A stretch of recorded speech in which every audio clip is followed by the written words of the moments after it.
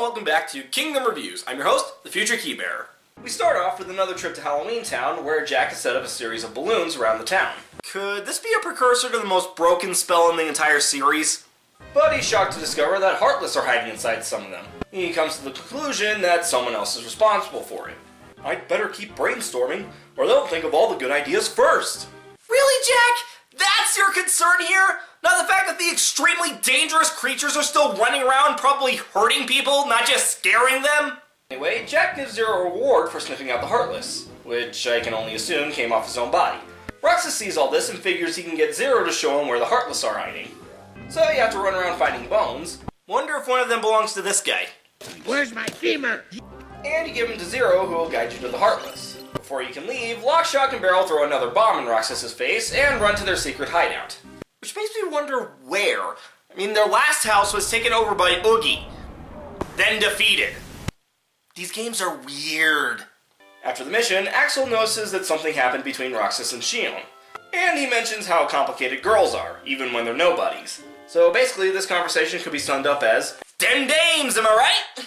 The next day, Roxas gets sent to Olympus Coliseum with Demnix, who tries to wriggle his way out of work by telling Roxas that it'll be a good idea to split up, so they can cover more ground and collect more hearts.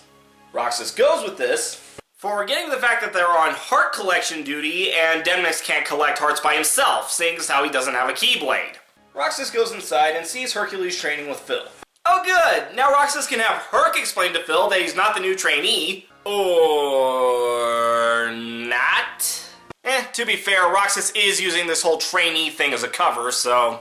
After a healthy dose of the barrel smashing that Phil calls training, he tells Roxas about an upcoming tournament, and that he has high expectations of him.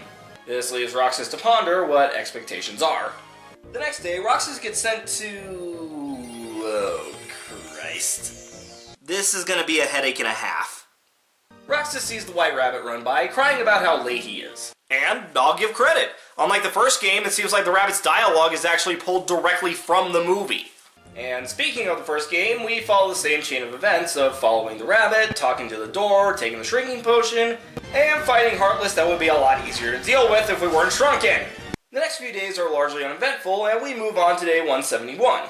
Roxas is sent to Beast's castle to fight a giant Heartless when... well, he's dead. Sorry everybody, curse can never be lifted. Kinda hard for your master to learn to love if he's not among the living. So Roxas makes it to the bridge where he finds his target. A giant war machine trying to ram the castle doors down. Okay, usually I'm not one to harp on missed opportunities, but here's the thing. This could have easily adapted the climax from the movie. I mean, come on!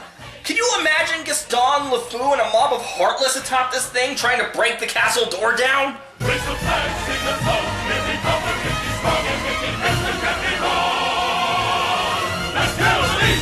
After the Heartless is defeated, Roxas sees Belle rushing outside to tend to the Beast.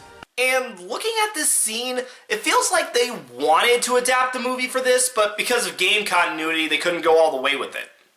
Anyway, Roxas considers Zaldan's hypothesis about the Enchanted Rose being the one thing that the Beast cares for. Yeah, the two of them have been doing a lot of recon on this castle. I just never brought it up because it was never really that interesting to talk about until now.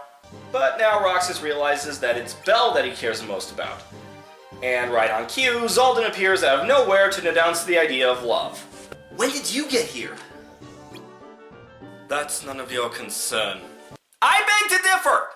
Afterwards, Roxas decides to ask Axel about love. As if the Owie shippers didn't already have enough fuel. How's the game been treating you? Confusing, mentally and emotionally. Luxord here tells Roxas that something happened to Shion on her last mission, and now she's asleep, with no sign of waking. Ugh. Do I need to keep a coma checklist? When Roxas tries to check on her, Sayax basically tells him to forget about it and do his mission. However, while saying this, he talks about Shion as if she were an object, and a defective one. After Roxas quite rightfully tells Sayax off, he goes to see Shion and leaves a seashell by her bed. For the actual mission, Roxas gets sent out with Luxord to Wonderland, and he seems to have quite the fascination with it. Seeing how his weapon is magic playing cards, I think he's gonna like the soldiers of this world.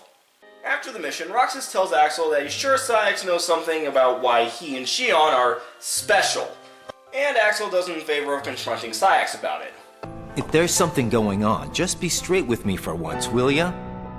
Do you mean just like you are always honest with me? Got you there. Shion has no right to be among our number.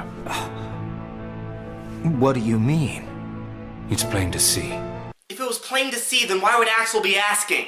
The next day, it's back to Halloween Town, where Jack has set up a series of lanterns. In order to move forward, you have to light said lanterns with either your own fire magic or the Jacko-bombs littered all over the place. Okay, from a gameplay perspective, I appreciate the alternative in case you want to save your magic or you just didn't come with any fire spells. However, how the hell is it a good idea to leave explosives in the middle of a graveyard? Anyway, eventually, Roxas comes across Lock, Shock, and Barrel again, and has had enough of them throwing bombs in his face. Time to kick their little asses! Afterwards, they use their bombs to escape, which Jack sees, and thinks that explosions would be good for Halloween. Thus, Jack's Fireworks Spooktacular was born!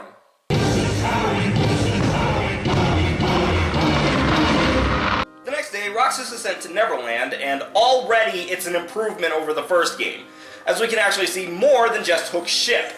Although that's here too, and it's one of only 2 recognizable locations. Speaking of the good captain, he and Smee are digging for treasure, but Hook's greed attracts the heartless. We then see Tinkerbell, who appears to be concerned about Hook's actions, so when she runs to Roxas, she tries to get him to help. And Peter is where exactly? Well, regardless, Tink sprinkles her pixie dust all over Roxas. I feel like there's an innuendo in there. Thus, Roxas is able to fly. But instead of going to help Tink, he just continues with his mission and leaves. Wow, I didn't think I'd say this about Roxas, but... dick.